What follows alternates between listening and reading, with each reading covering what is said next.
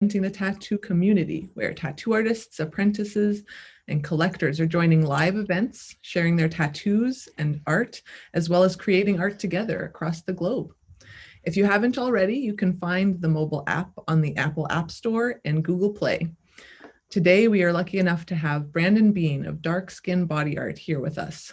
Aitchison and Brandon will be talking art history, diving into modern Black artists, as well as traditional African art. Very exciting. If you can check out the Reinventing mobile app, you can also find a plethora of awesome events going on. Coming up this week alone, the Tattoo Collecting Podcast with Fawn Baker and Jordan Rookus will be doing their 25th episode. They interview epic collectors about their collections and their journeys, and it's always a fun time.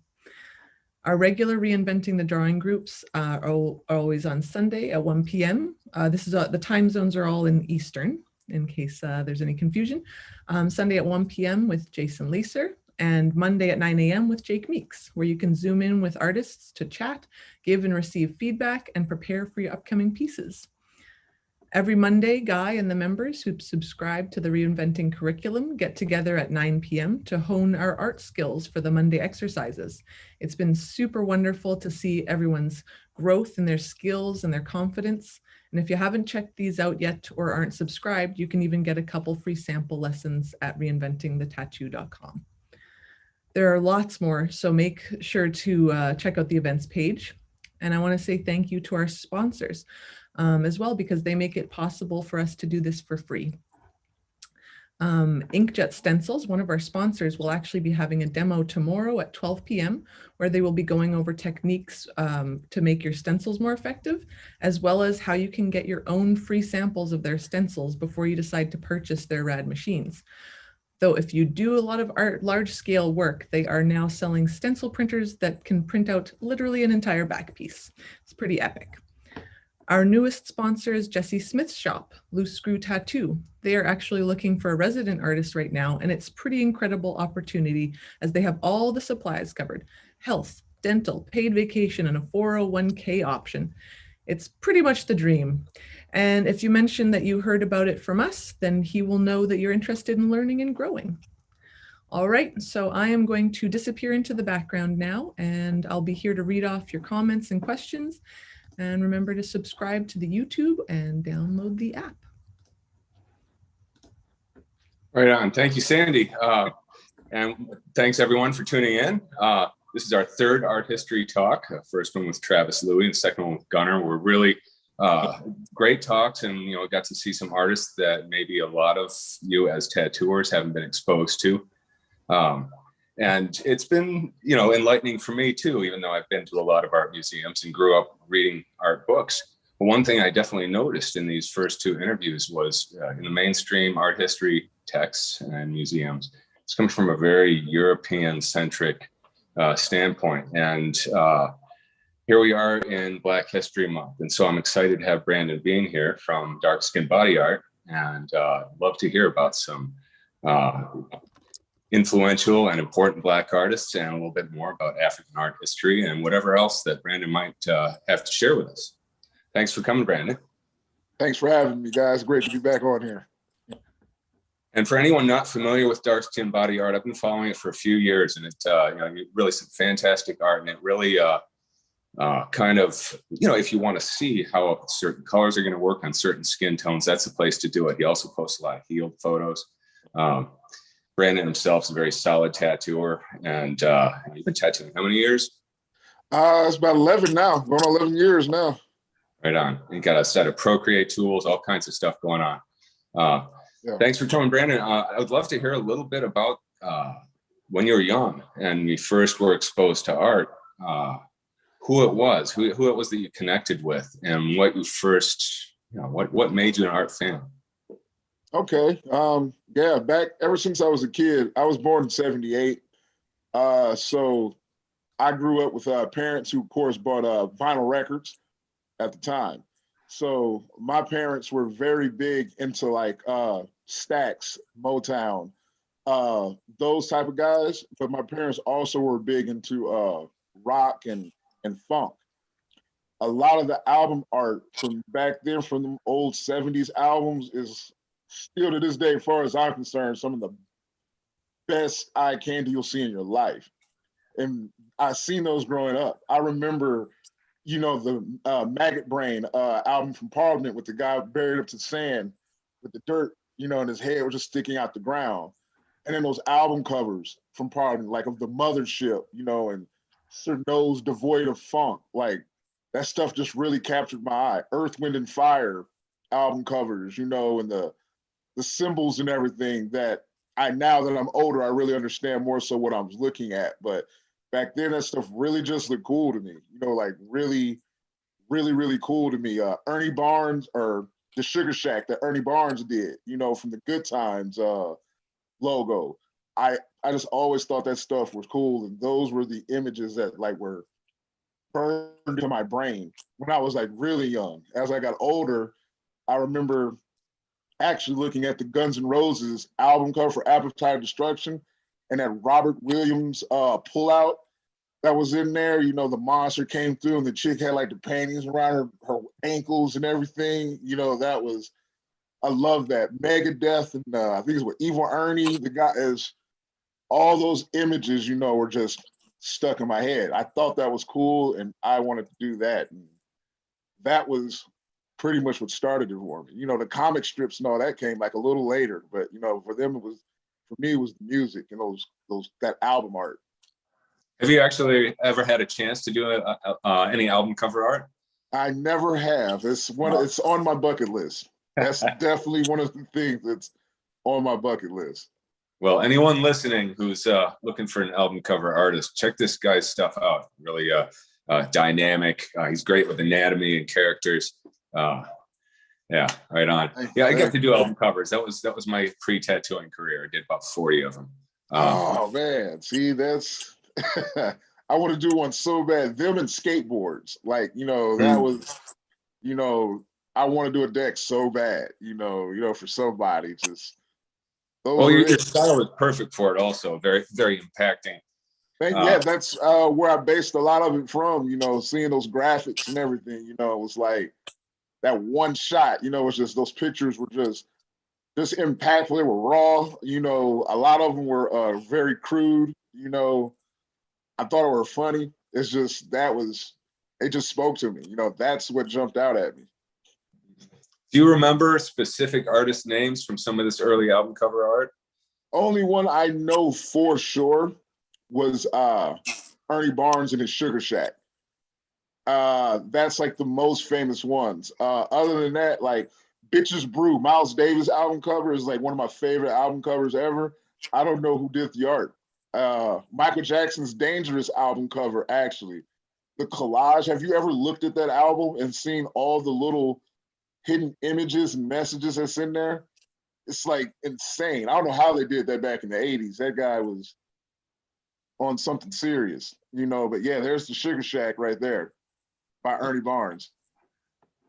You know, I don't know who, you know, that does actually, you know, come straight from a very important period of early 20th century American art there. I definitely recognize that from art museums.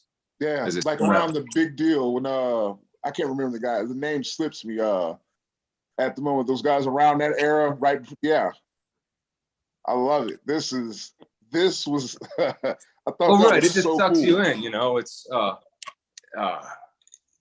something that you can get lost in every corner of it. And some of my favorite album cover art was sort of like that. You know, I was a metalhead when I was a teenager, and so, you know, like the Iron Maiden album covers always Those had. covers were tough, man. Right. You could get lost for hours in them. And so when I started painting album covers, that's what I wanted to do. Is I figured for at least the first side of the record, I wanted people to get lost in the cover because it was such an important experience for me as a music fan. Right. That was, I'd buy your stuff. It's like a lot of times if I liked it enough, I'd actually buy it just for the art. You know, I geeked out over it that much. Yeah, you know, I would buy that stuff. It was a different era. You know, you'd go to a record store, and it really was the job of the artist to reach out to people there, and you know, it was a shot in the dark for the musicians and for their record labels. Like, you know, we got to find somebody that's going to represent this. Right. And yeah, I definitely had, some covers sent back for changes. They're like, this is a little bit wrong, and this is too funny. You got to tone that down, and you know, Mm-hmm. if as long as you're hiding stuff, here's some things to hide. They love that. I would, Oh after a yeah. while, I would reach out to the bands and say, hey, you want to hide some secret? I guess these days they call it Easter eggs. Yeah, see, I knew guys were doing that stuff on purpose. Like, I picked up more so up on the hidden stuff in the 90s. As I got older, in the 80s, so I was a little kid then, but in the 90s, I kind of was looking like, wait a minute,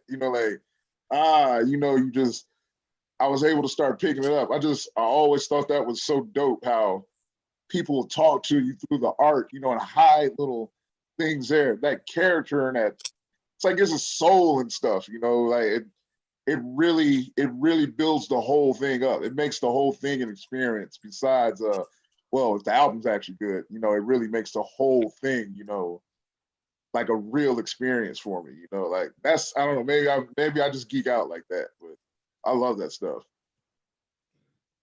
So yeah, I'd love to hear a little bit about art history from the standpoint of a Black artist. Okay. I'd love to hear what you have to share. I'm not sure where to begin because you know way more than I do. So I wanted to. Well, so for me, I know a lot of my friends. Like I said, you're from Carbondale, right? Well, we've been down here for about 25 years. Yeah. Oh, okay. But So, yeah, I'm originally from Decatur, Illinois. Okay. All right. Yeah. So, yeah, I've been down there my whole life. A lot of people don't know. It was actually very like censored and oppressed down there, like image-wise, growing up. Of course, we didn't know it as kids, growing up. But you look on the TV, you would see like the kids doing things like, graffiti, for instance. Like we didn't get to see that unless it was on TV. Even to certain magazines. Where I grew up, a lot of us, we got lost in the Source magazine. Like we didn't get to see Beach Street that everybody got to see, and where the guys were getting up and doing the graffiti and stuff. Like they would take those videos out of our video stores, so we would never get to see them. So we would get the Source magazine, and in the Source magazine, if you flip to the back of it, back in the day, they would have where everybody would do their graffiti panels like all over the world, and that was one of our ways of seeing it. But there was a cartoon that was always in the back by an artist named Andre Leroy Davis, and it was called The Last Word. And he would do funny little character drawings of the rappers and everything. And I mean, he was on point, like he never missed.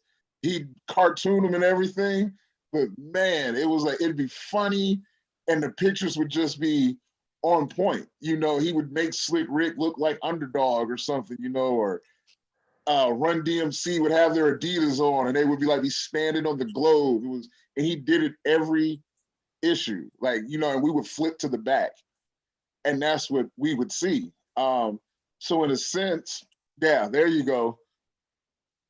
Like he never missed. Like every issue of the Source, this was back there. So this is the stuff, that I grew up looking at. This was like my art. These were my artists. I didn't know a lot about, let's say, like John Michael Basquiat. Like I knew who he was from like the videos. I know he used to mess with Madonna, but I couldn't see that work. I didn't get to see any of that. This is what we were growing up looking at. Then we would have a Lowrider magazine. This is how I got introduced into like Mr. Cartoon, because he would airbrush the murals on the cars. So this is how a lot of us consumed our art, where I'm from in Central Illinois back in the day. We were, that's what we were looking at. Then the rap the rap albums. Mr. Cartoon, I didn't know, was the one doing the logos for Eazy-E and Snoop Dogg. I didn't know he did those until later. There's another guy, he does This Is It. he did the album cover for The Far Side, which is one of the dopest album covers also. It's like they're on this crazy roller coaster ride, you know, it's like they're going into a mouth, like, so all these urban, I guess they would call urban and street images, this is how we were seeing them, you know, and ingesting them. You get a few rap videos where they would be illustrated and we would copy that. And we didn't have museums in Central Illinois. So like, at least not where I'm at. When they would have art shows, they would never show that type of work. And we actually grew a real heavy resentment towards like the fine arts. I remember at one point, if you did an awesome oil painting, I would legit walk by it. Cause like it didn't, at the time, you know, young kids, you know, it didn't resonate with us. That didn't move me. It didn't speak to me.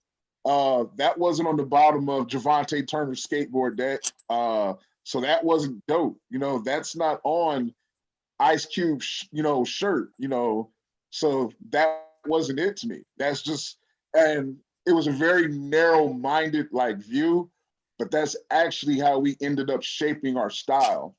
And a lot of young Black kids, from me just talking to them like later on, they were kind of on the same thing. You know, you couldn't get to the galleries. You know, back then, I guess galleries were real expensive. Like even if they had them, I guess you had to be invited or it cost money to go see them. They were out of the way. So you resonated with what you seen in your neighborhood, you know? So, you know, the graffiti, that was like it, you know, the murals, those are it. Those guys getting up, slapping, putting up the wheat paste things that like Shepard Fairey and those guys do, you know, or the band, you know, the bands that would come and, you know, used to play the little dive bars and everything. Like that was the stuff that I seen. That was like art to me.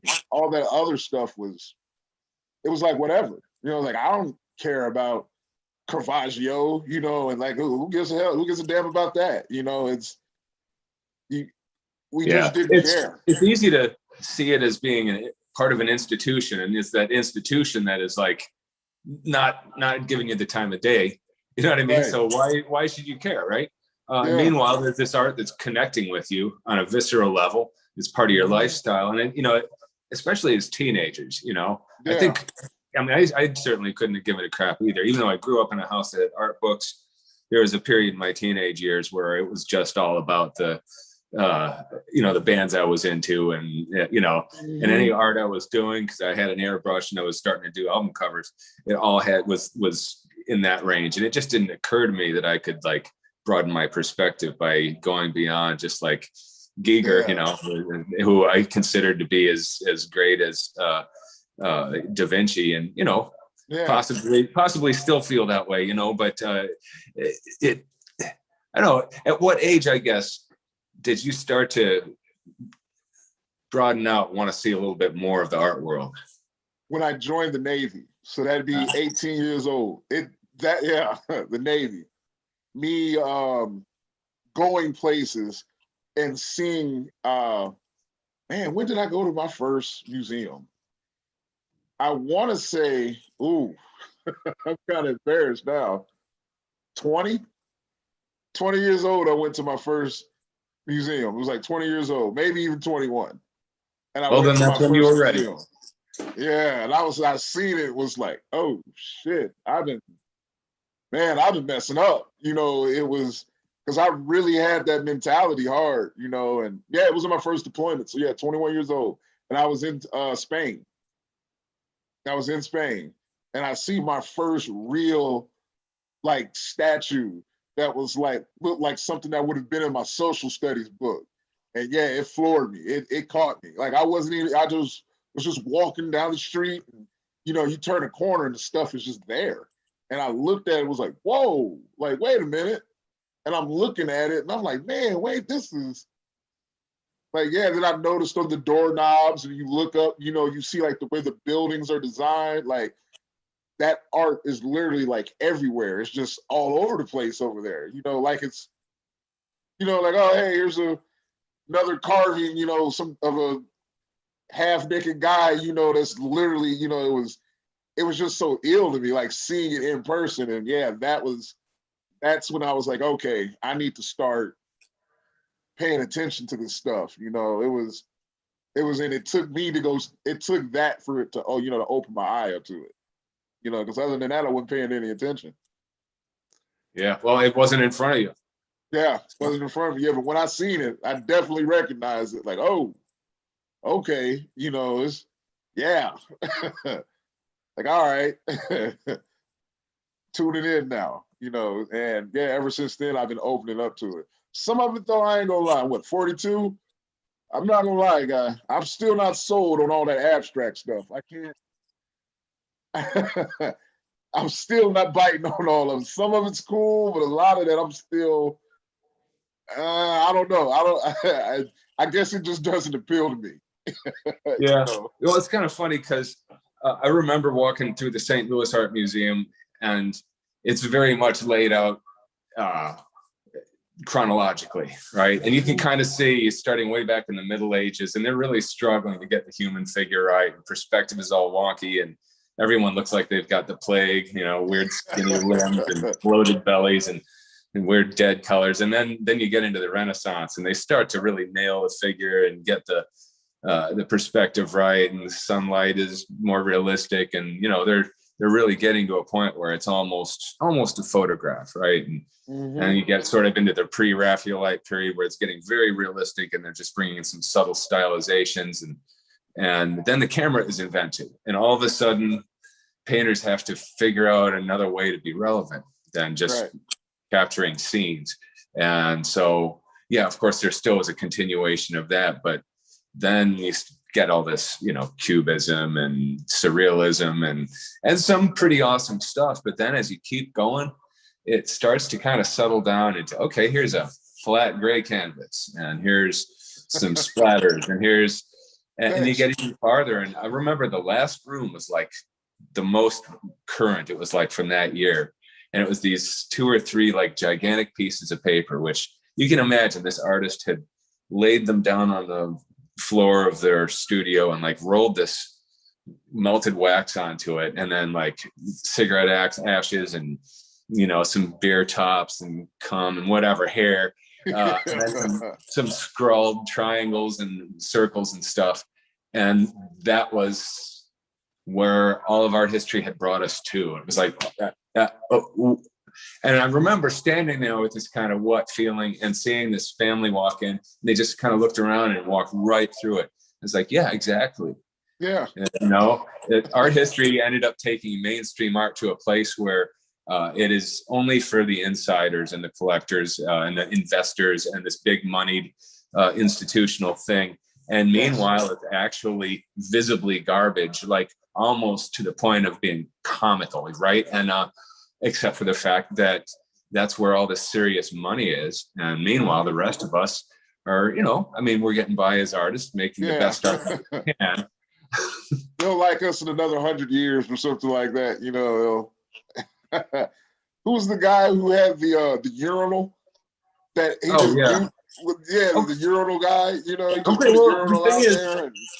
And that guy could paint, though. That's Marcel Duchamp, and he was a good, you know, I mean, he was a cubist, and he did Nude Descending a Staircase, a very famous painting. And he was trying to make a point. And I think what it reminded me of, you know, like he just put the urinal out there to be like, oh, well, this is art too, then. Right. Yeah, and I get it. I think it's that somebody had to do it, right? Right. But then we need to go back to making art that's nice to look at, and you know, I guess people need to make weird points and stuff, and I'm glad that they can do it through art. And I'm not against it, because I think all art should be, you know, valid. But you know, when the great vaulted institutions that tell our culture what art is right now show only that, and there's just they have to leave that institution. They have to go to the you know, the lowbrow art galleries or the tattoo studios or the you know, places like that if they want to see anything that's visually incredible. Right. I agree. I definitely agree. I think if you're not if you're not looking at trying to see the big picture or see what everybody's doing, I definitely think, yeah, you're missing the boat. I go to Norfolk State, and they're really, really interested in the tattooing thing. I even heard Old Dominion even was too, just for the fact that how they consider us multidisciplinary artists. And then most of us haven't even really been to school. We're learning probably more so from our homeboys. You learn from your mentor, like how to do this stuff. And we're coming in and we'll end up taking these classes and we already understand the color theory. We may not know the exact, verbiage and everything to say, but like we understand secondary and like the tertiary colors. We understand, a weak contrast and a harder contrast. Like we get that. We understand composition and flow, and we totally understand it, and we do it. And here we are. A lot of us are dropouts, or we just have a high school education, and we're not considered, how my teacher put it, the educated people. But here we are with a skill set that is beyond, guys that, even have their masters in it. It's like these guys they're just doing it, but people they were ignoring us just because of we're tattooers. They weren't looking at the fact that, these guys are putting this art on skin, from black to to white to wherever, big, small, tall. They're doing it all. We're doing all these styles. And in the meantime, this kid might be putting a burner on a wall or might be doing a little oil painting, for a lip study or something, like just to practice, but seems how we're not making a lot of money, they don't pay us no mind. I mean, I'm definitely not somebody that needs to be convinced. I do believe that tattooers are among some of the most versatile, hardworking, eager to excel artists that I've seen out there. And I think part of it is because there is a certain, like, yeah, you can have a niche career doing deliberately crude tattooing or whatever, but mostly there's a certain extremely high level of technical perfection and visual, compositional, impact that's expected, right? And it's like this bar keeps getting raised. It's on a totally different trajectory from modern art, which is, I couldn't actually tell you what drives it, but it sometimes feels like a race to the bottom. When you finally, every gallery has nothing but a bucket of piss in the corner, and they've won. But all right, I'm going to stop ranting about that. I'd love to hear about some Black artists. I know we've got some names that you sent Sandy, and she's got some things ready to queue up. Yes. All right. Well, the first one, of course, is I can't talk about Black artists and like tattooing, because for me, I got into tattooing late. I was damn near 30 by the time I got into tattooing.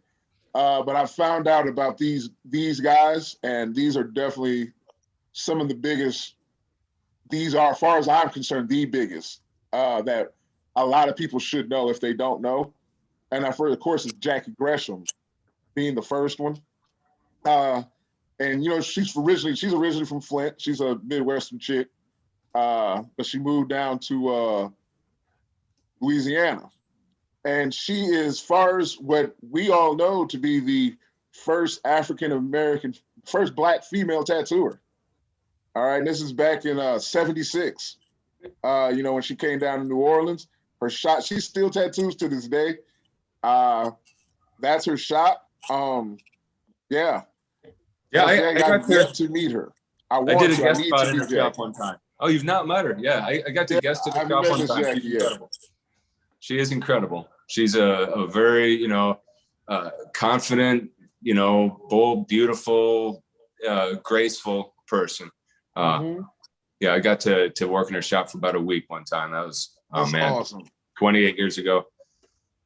Yeah, that is awesome. But yeah, she's like, that's like Big Mama to us. You know, she's the one. She's like just a lot of women I know have talked to her and like they're inspired by her. You know, they're looking for, you know, that Black female artist. Well, like I said, she is definitely one. She is the icon. Yeah. And you know, and that's amazing to still be tattooing still, you know, after all this time. I mean, 76, that's what, 44 years ago? Yeah. Throwback picture right there. I only just saw her just a few days ago, actually, and I thought, oh my God, she's like gotta be one of the most epic humans I've seen. I just like fell in love right away. Yeah. Well, New Orleans is such an incredible and unique place, and you know, she really, you know, embodies what that place is like. You know, she's such an installation in the city there. I think New Orleans is one of the most artistic I don't want to say it, they're like when people think like artsy cities, for some reason they don't think of like New Orleans in that area. Man, that place it's some really creative artsy stuff going on down there. That place is heavy, you know. The more and more I read about it, like look at and see what came out of there and what's going on down there is like, yeah, that place is, I think it should be a little higher in everybody's conversation for like, you know, just art all across the board, music, you know, visual arts. I mean, even, you know, for Mardi Gras, you know how the big chief wears all that stuff, and you know, they saw all that stuff by hand, and it's crazy. You know, I think it's supposed to be Mardi Gras this week, isn't it? I thought it happened last week, but yeah, it is an incredible place, just in terms of, you know, most American cities, you don't feel that very old history under your feet the way you do there. It feels almost like a European city in that sense. Yeah. And, you know, of course, New York is, you know, clearly an old town, but it's been paved over so many times. You know what I mean? That, you know, it feels more modern than old and historic, although it's got a timelessness to it too. But yeah, right. New Orleans is definitely like this frozen in time kind of like that. There's a sense of it that you can imagine pirates walking the streets. Exactly, right? Barrels of rum. Okay. Yeah. Yeah. All right. But my second artist that I also wanted to bring up was Zulu. I've never met Zulu either. But I remember Zulu from a Janet Jackson video, if I'm not mistaken, back in high school. I didn't know he was a tattoo artist then, but I remember having the hair and like the marks on his face. I was like, yo, who? You know, it just stuck out to me. Then when I got the tattoo, it was like, hey, I remember that guy. I think it's from a Janet Jackson video. But I guess Zulu's been tattooing a really, really, really, really long time as well. But he learned under, was it Leo Zulueta? Yeah, I believe he was his apprentice. Yeah, and that tribal style of tattooing, I remember that being really, really big in the 90s. Yeah. That was, I'm sure you caught that time, right, Guy?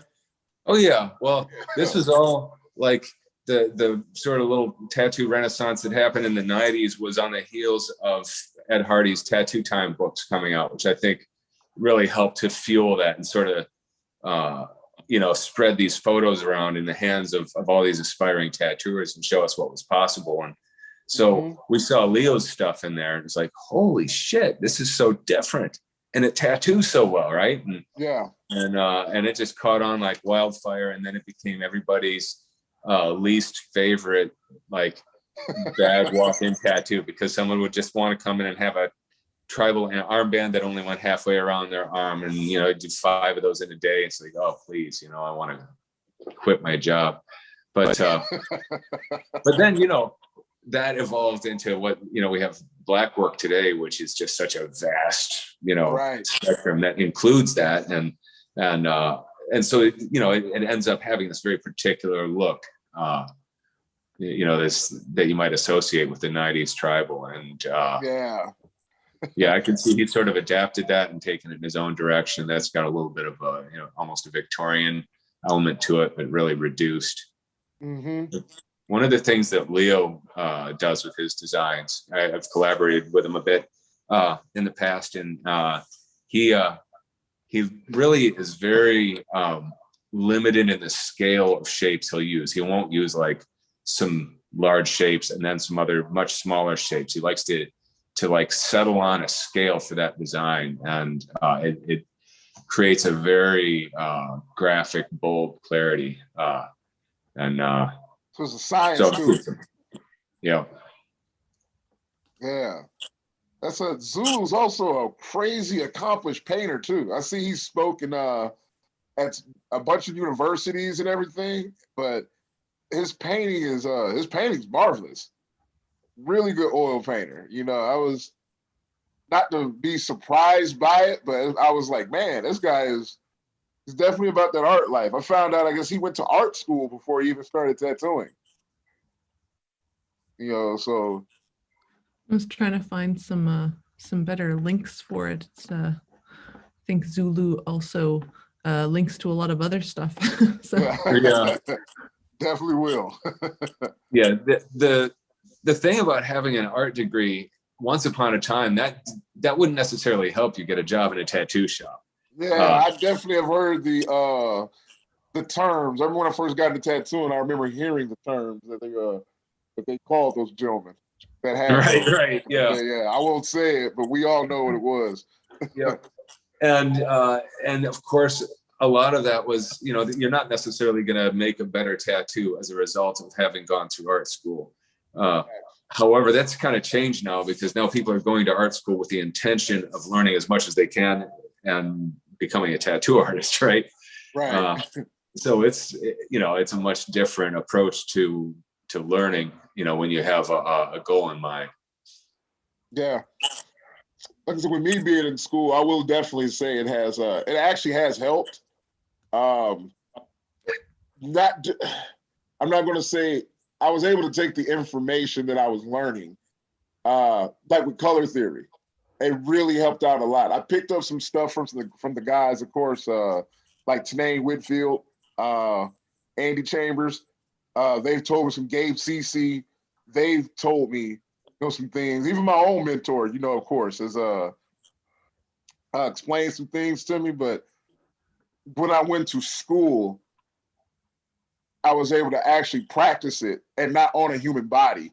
Like, have that teacher over there telling me, what I'm saying, like understanding how to like just desaturating colors. Like, to hear somebody say, hey, dip that color in the contrasting color when you're tattooing. That way you can ease up all some of the black or make a natural shadow. I wasn't really getting that till I went to school, and my professor made me paint the color wheel like 40,000 times and having to get the damn gradient. It was like, but after a while it clicked. It was the repetition and me seeing a thing. I realized, I'm one of those type of guys, and it made sense. So it has helped me. I can't say that much. It definitely has helped. I'll never tell anybody like I used to before that going to art school is a waste of time. I used to tell people that, but I know back then, I was anti like art establishment. Yeah, well, I think it's different when you're going there with a goal in mind. Hey, your camera's slipping. We can't see any of your beard at all. There we go. Yeah, it's a different thing now. I mean, that art degree is not going to be held against you if you're getting an apprenticeship. But back then, it was a different story for sure. Yeah, I read some of the stories online on some of them forums back in the day. It was like, sheesh, okay. But yeah, those days they're definitely coming down now. They're starting to be in the rear view. Yeah, it's mostly a good thing, right? Yeah. Yeah. So when you started going to art museums, did you notice mostly white artists, but you did I'm sure find a few Black ones where there's some names that stood out to you that I noticed mostly all white artists, all white males too. I was one of the ones who caught on. I was like were women not allowed to draw or something back then? Like I didn't see any female artists. I don't think till I went to the Chrysler Museum out here in Norfolk, Virginia, like a few years ago. Like no women. It was plenty of naked women around though, you know, painted, you know, sculpted. It was plenty of women figures and bodies, but it wasn't any women artists, you know, and no black art, no black artists. If it wasn't an Asian specific exhibit, I didn't see anybody pretty much but like, you know, European like artists. It had to be a specific exhibit for me to see something different. Yeah. You know. What a message that sends you too, right? It's like I didn't realize it till like later, kind of like, damn, man, like I don't know, like there's nobody else doing this. So outside of the art museums, were there some, you know, meanwhile in the shadows, some important Black artists that were, you know, creating, you know, their own genres, their own looks? You know, have any names you could share with us? Oh, definitely. Definitely. I don't know how you are. A lot of these guys, like I caught on to who I was going to talk about next. His style instantly grabbed me. I wasn't into, like I said, I wasn't into the whole abstract, like contemporary art thing. But when I seen Maya's work, like the way he pulled that off, it was almost like, I don't know, that was like graffiti abstract art to me. Like it was the whole flow and style of his work was just like crazy. It reminded me of Ernie Barnes's work from like Good Times, but like it looked like something somebody would put up on a wall, you know, like New York City somewhere, or, you know, like it just, that's what it reminded me of. His work was by far the most stylized work like that I had seen, you know, and yeah, and like it had been a while since I'd seen something that really just, see what I'm saying? Like this stuff was it was fucking me up. I'm sorry. It was this snatched me up like fat instantly, like instant look. And I couldn't, like, not that you try to duplicate it, but like you can't even duplicate that. Like that's his. Like you just know it when you see it, you know. And he's definitely one. Like that's, like I said, his style is just unique, hella unique, you know, instantly eye catching. And yeah, he's definitely was the guy. Then I found his partner Tukey Carter, and he's the same way, but it was different. Like you could tell they were homeboys. You could tell these guys like worked together. And Tukey is just, but it was different, you know. And like I said, I loved them. You know, these guys, and I wasn't a fan. This is what made me start looking more into abstract, like art and contemporary art. It was this stuff. Because I had never seen it done like that before. You know, I've seen the Picassos, who I wasn't really a big fan of, which is funny because that's Maya's favorite artist. Well, interestingly, Picasso was actually very influenced by traditional African masks and statues. Exactly. And exactly. I mean, there's a huge imprint that made on many of like the faces and portraits that he did were all you know, very influenced by that. And doesn't Maya run a gallery? Or I mean, I see him posting all Peter Street Station. Yeah, Peter Street Station's a free gallery. I think it's free if I'm not mistaken. Like you can just go in there and like draw. Sometimes he has like live bands playing music there and stuff. I've been to it when he was still getting it together. I haven't been there since it's like been like open. And but it's great. Yeah, Maya's really doing doing a lot of big things. He has a artist actually that came out of his camp that I really like. Speaking of styles, and his name's actually Paper Frank, and he has a very it's a street style, but like it's different too. You know, I really like styles. You know, styles are, you know, like how you got the organic thing, like the bioorganic thing. Is like I know your work when I see it. Even when somebody copies it, I'll think like, I think that's guys, you know, and I look at them like, no, that's not. That's just somebody doing it. But like, you're the first person I think of, you know, because I had never seen that before until I seen your work. You know, I'd seen the other Alex, what is his name? Alex Gray. I know he does a lot of like, yeah, but I know his work, but your work doesn't look like his work. You know, it's because of your style. And I just read them like signatures. Like, this is Paper Frank, you know, and, you know, he does a lot of stuff with markers. He'll use paint and stuff like that as well. But the flowers, you know, like his style this was Maya's apprentice. You know? Yeah, this is incredible. Yeah, and, you know, but his style is very, I'm just big on style. And if it's dope, you know, it's dope. And these guys, like, they push that, you know, just a style of work that's just, I relate to that. And it goes back to the street thing, you know, me growing up, I guess that's what it is. You know, it resonates with me with that as well.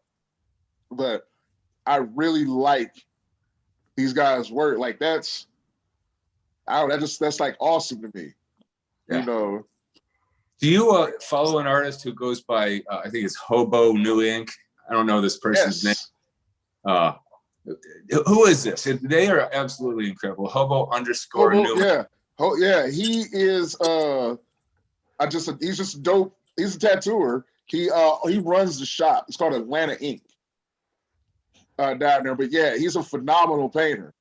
Funny thing is, you know, he was on Ink Masters and they booted him. He didn't even make, like, when they were doing their broad cuts or whatever, they didn't even pick them. They sent them packing.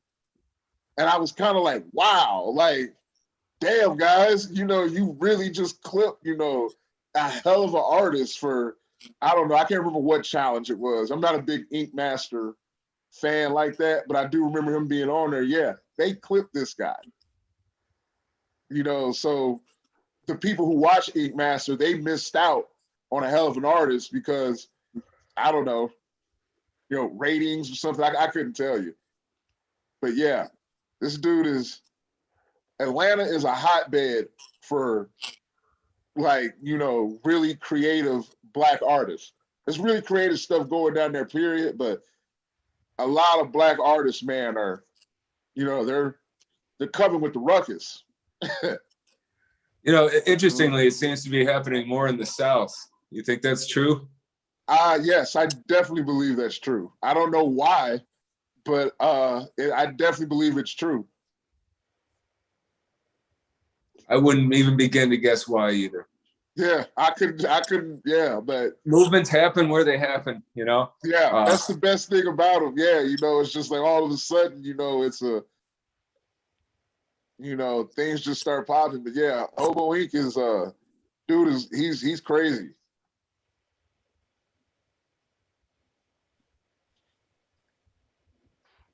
How about outside of tattooing? Any names you'd love to share with us? Outside of tattooing, let me think. Are you familiar with Alfonso Dunn? The name sounds familiar. I might know his work if I recognize it. Well, I love this guy's post because, you know, he's an educator, and you know, he's one of those people that every post has something really interesting. And sometimes first it shows the drawing, and then you swipe, and then he'll have reduced it down to like a few different block versions with arrows for light sources and stuff, and just incredible stuff. Let's see, Sandy's finding it. Usually he does pen and ink. Wow, in fact, I've never seen him do a watercolor before. But well, yeah, okay. It's the Instagram account is you know how some artists, because I've seen him do a lot of animal art too, but not on his Instagram page. Right. it's funny. You know how some artists try to keep their Instagram pages like super consistent. His are all these like anatomy studies, an eye, hand, foot, and it's all cross hatching, and it's just incredible. Okay. I'm a fan of that style of work. So, and I just, I like any artist that can explain the inside mechanics of what they're doing. And he'll go into several paragraphs just about cast shadows. Yeah, there we go. Click any of those, and then you swipe, and you gotta. I'm about to get sometimes get some video. I'm about to follow him. Yeah.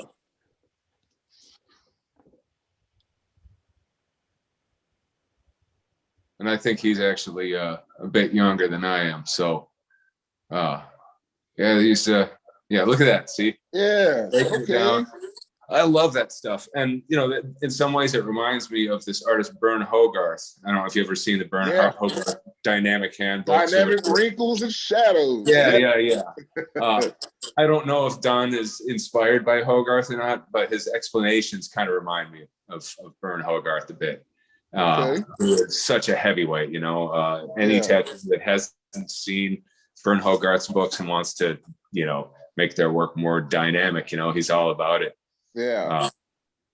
The dynamic light and shading, that's a good one if you're wanting to, make your shading more effective, so it's more concentrated. And so when you look at the piece from the distance, there's a really strong dark and light rhythm, or some work when you see it from a distance, the shading is all kind of too even throughout the piece. Yeah, too smooth. It's right.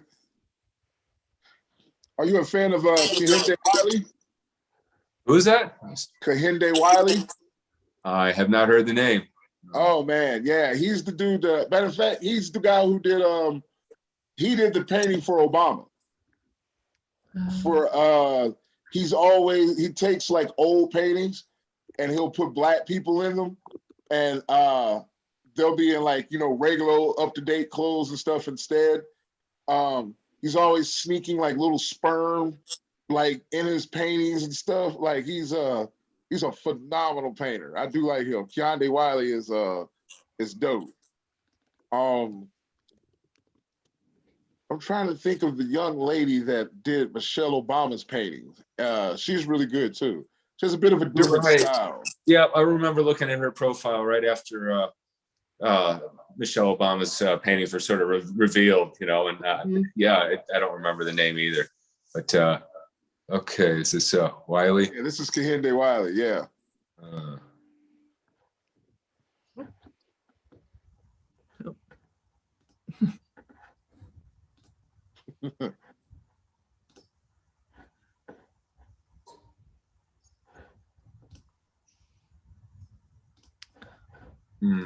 Navigation. You assume it's going to take you to a bigger picture. Oh, okay. View images. Here we go. Oh, yeah. Yeah. Okay. Yeah, I have seen this artist. Absolutely. This is just such recognizable. These are huge, right? They're like he does big, big old ginormous paintings. I'm always jealous of artists that can do that because, if I do giant paintings, just eventually I've got a closet full of giant paintings, I haven't attempted one anywhere near. I haven't attempted a painting over 4 feet yet, so I'm still in the little fella stage. Anything bigger than a back piece is like, I don't know, I think it's hard to not let it be months of work. Right.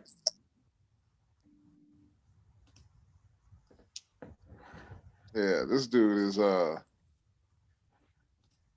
this is the guy. Yeah, and you can see, he's got like that. I don't know what his training is, but you can see Caravaggio in there. You can see the classic, the Renaissance influence, and then he's taken that in his own direction. And it's always beautiful when people have a skill set that is so bulletproof that anything they do is just incredible. Yeah.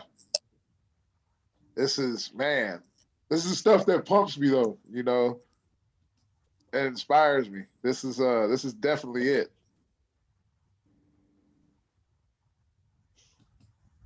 Oh yeah.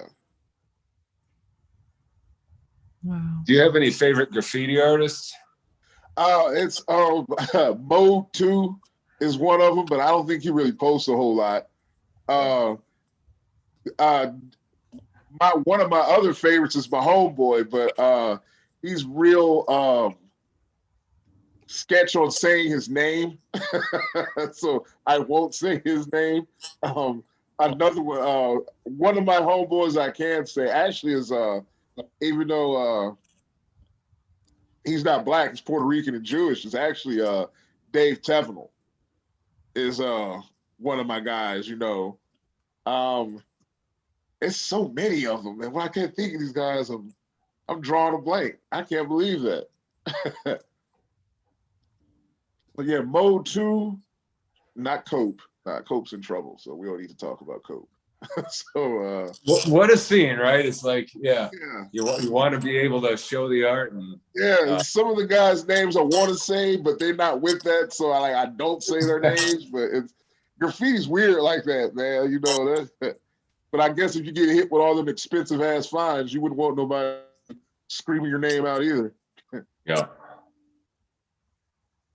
No, that's crazy. Yeah, Dave is nuts. Yeah, you can see, the comic and the skateboard influence in there.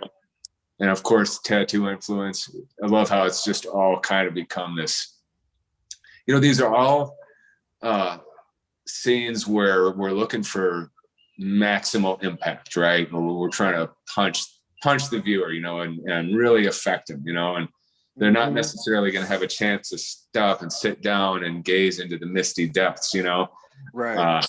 They might be driving by at 70 miles an hour, or, the tattoo, it might be from across the street. And, it's always impressive to me when something has that much impact. Not that that's the only kind of art that I like either. I love gazing into the misty depths too. Yeah. Yeah. And that was something, like I said, I had to learn from over time, learning to like the other stuff. Like, it's okay. I know as young Black kids, it's good. It sounds weird, but we're not supposed to like certain shit. Like, that's really a thing. As crazy as it sounds, it's like, nah, they'll say either that's white people shit, or they'll say that's weirdo, or that's soft, so certain things, for all the Black kids, if you're out here listening, like whatever you like, okay? Because trust me, you're going to get older, and then you're going to be like, man, you know what? I was being dumb, or I was young, I didn't know no better. Like whatever you like, because if you love it, it's going to come out in the wash anyway. And whatever you do, some type of way, it's going to find its way in there. So, dude, just embrace it and just like it, because for guy I was going to talk about was like Kurt Bote. Kurt Bote was he's actually the guy who started dark skin body art, and then he gave it to me after a while. He was in Kurt might feel a way about this. He was in like an emo scream band. Oh. I think it was supposed to be like a rap band. I don't know. It was kind of like pre-Linkin Park, Papa Roach sounding. I don't know, man. It was,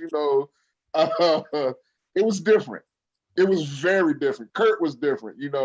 Kurt had, I think he had red plaits in it, dyed red plaits in his head with beads and knockers in them. It was, but you don't get to that without saying F it and being comfortable in your own skin and what you like. Kurt, he does an abstract style of art and tattooing as well. Like, it's different. But if I was a kid, I'd be like, oh man, I don't know, that I don't know if that's street enough. That might not be. It's like, nah, if it's dope, it's dope. If you like it, you like it. You know what I'm saying? And Kurt is like a testament of that. That's, really good guy, is always trying to help people.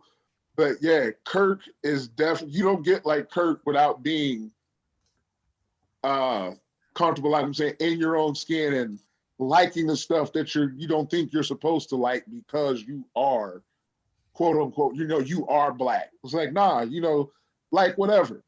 You like whatever you like. It's only going to help you grow as a person, and you'll appreciate the art more because there's so much dope stuff that's out there that you don't know nothing about that you're shutting yourself off to due to some preconceived notion or rule that somebody made up that's like not even a rule. So I will say, guys, get out there. Just because I'm not a fan of a certain type of work, that doesn't mean you ain't gotta like that. Go out and like that stuff, man. You might love it. That might be your thing. Just go out there and love this stuff. Enjoy it, because art is so, man. Art is everything. You know what I'm saying? It's art is. I hate to say art is life, but it really is. And just get out of here and just enjoy it. Love this stuff. Push your style. Create your style, man. Because I'm a style whore. Be all about style. Right on. So, hey, Sandy, do we have any audience feedback that or questions for Brandon? There wasn't any questions yet, but everybody's enjoying it. Jason Leeser's in the chat and was saying that earlier on that he also went to college with the intention to become a tattoo artist. Yeah, but it's mostly a lot of hellos. Right on. Well, hello back. Thanks everyone for tuning in. Brandon, is there anything that else? I mean, that's a powerful message. You like what you like. Don't be afraid of. It was really no different being a metalhead kid. It's like, oh yeah, that's not cool. This I remember small that. set of things is cool, and don't look elsewhere. That's and I it. think there's a lot of that. Just stay the path, stay true. A lot of that is just youth, and it's important to not have to worry too much, right? And just relax, like what you like. Because it stifles your growth, man. That might not be your, the way you get down, like the way you can create. You're sitting here trying to, appeal to these dudes, your other homies, and that might not be what moves you, man. You might like, I don't know, hell, you might like kittens or something. I don't know. That might be your thing. You know what I'm saying? It's people worry about how do I find my own style? Well, you're definitely not going to find it by trying to people please, right? And you might think, well, I got to do that if people are going to get tattoos from me. And yeah, sure, to a certain extent, you got to do what people ask you for. But if there's something that genuinely appeals to you, you can sneak that into your style. It'll show more and more, and people will recognize, this person is doing this well, and they must really like it, and that'll become a thing they ask for more and more. And before you know it, you got a style that people are asking you for. Exactly. Like I said, and the cool thing is everybody that we've talked about in this conversation, none of their work looked alike. They all have their own recognizable style of work, but you could see where they got elements from their work from like other places. That's just like kind of just like how it is, but if you keep shutting yourself off, you're right. You're never going to create your style because you're trying to please homeboy over there who's probably not even putting that much value into your shit. You know what I'm saying? He just is. You don't have to try hard to be down. Let your stuff speak for you, man. Even like with the galleries, how they don't have galleries not showing women, not showing Black people. It's like, well, they're missing out because there's women over there making some really kick-ass stuff, and you're not showing it because they're not part of the boys club. It's like, I thought this was supposed to be about, art, showing the world, and representing, and, here you are, and having a sausage fest, quote unquote, it's. Yeah. Well, it took this long, for us to kind of collectively say, well, wait a minute, you know, not only is that, you know, wrong, it's also sort of boring. You know what I'm saying? It's it's all of our enrichment to see everything. You know, I want to see everybody's art. I follow every kind of artist, you know. I mean, the last thing I want to do is only follow biomech artists or only follow tattoo artists. I follow every kind of art, and you know, that makes it worth picking up my phone every day. I don't want to just see more of the same. I want to have my mind blown. I want to have my envelope expanded, you know? Exactly. Yeah. I know my feed is the people if you was to click on even my private account or my dark skin body art account, it's definitely not all tattoo. It's nowhere near all tattooers. I'm following people who make cologne and, you know, that kid that can just keep doing flips and not throw up for some reason. You know, I'm looking at all kind of stuff. You know, it's just, you know, I want to be intrigued. You know, I like to be amazed. You know, I just like to see different stuff, you know, and I can't just put myself in the little, I'd go nuts looking at tattoos all damn day. I'm not going to lie. I really would. You know, we already do it, right? Tattoos all day. You know, I love it, but shit, you know. Well, thanks for coming on and sharing a little bit of the broader art world. And yeah, we'll be having more events, and you know, you've joined us in the past, and you know, definitely going to be inviting you on again in the future. Thank you, Brandon. I appreciate it. I love this. This is cool. You know, I'm all about this. Right on. Well, you have a great day, and thanks everyone for tuning in.